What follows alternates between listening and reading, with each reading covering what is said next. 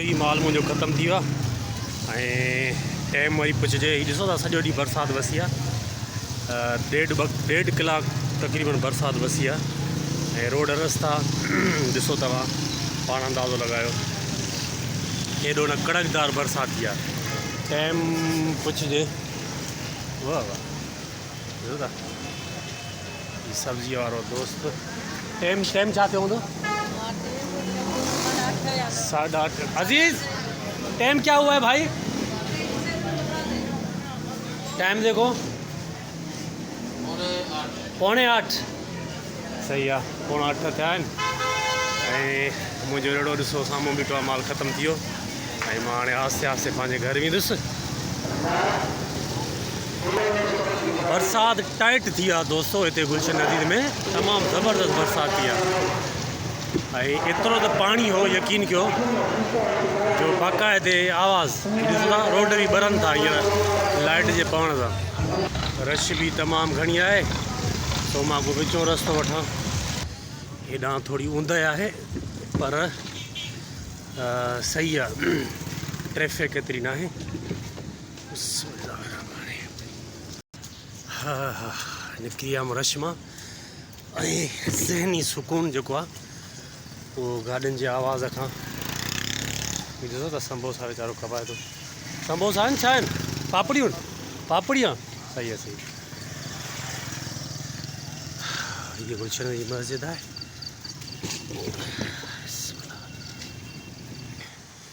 गुलशन नदी जे गेटनि में अची वियो आहियां विचां सोचूं था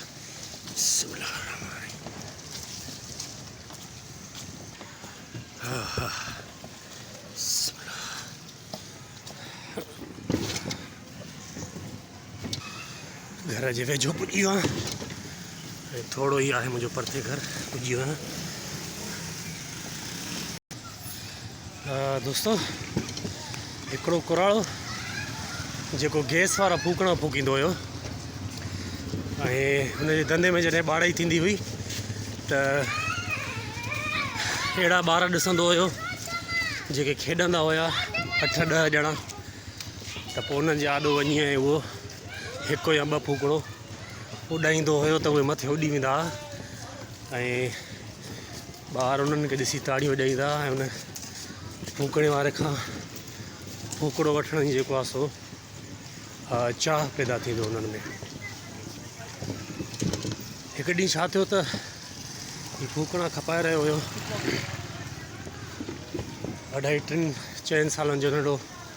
अची पोयां हुनजी खमीस चिकींदो आहे चवंदो दोस्त चाचा तव्हां केतिरा फूकणा उॾाए था सघो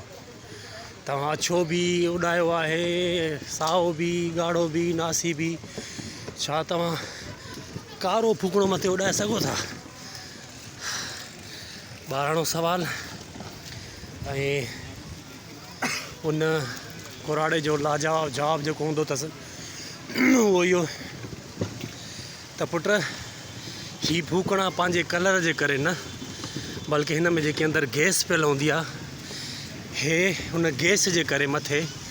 उॾंदा आहिनि मां कारो फूकणो बि उॾाए सघां थो इन ॻाल्हि जो हिकिड़ो ॿियो पासो वठिजे त इंसान भली केतिरो बि कारो हुजे भूरो हुजे मोटो हुजे ड्रिघो हुजे नंढड़ो हुजे वॾो हुजे उहो पंहिंजी सच्चाई ईमानदारी ऐं महिनत सां जुस्तजूअ सां ऐं पंहिंजे लगन सां ई कामयाबियुनि जी बुलंदियुनि ते पुॼंदो आहे उहो महिनती माण्हू हूंदो आहे जेको कामयाबीअ जे बुलंदियुनि ते पुॼंदो आहे जीअं फूकणो मथे उॾी सुरखुरू थींदो आहे माण्हू उन्हनि खे ॾिसंदा आहिनि ॿार ॾिसंदा आहिनि ताड़ियूं वॼाईंदा आहिनि ईअं इंसान बि कुझु अहिड़ा हूंदा आहिनि जेके महिनत लगन सां जोश सां जज़्बे सां महिनत करे ऐं सुरखुरू जेके थींदा आहिनि न उहे अंदरि जो जेको इंसानु जेको हूंदो आहे सचाईअ वारो उहो ई उनखे जेको आहे सो मथे वठी ईंदो आहे सो मुंहिंजो घर बि पुॼी वियो आहे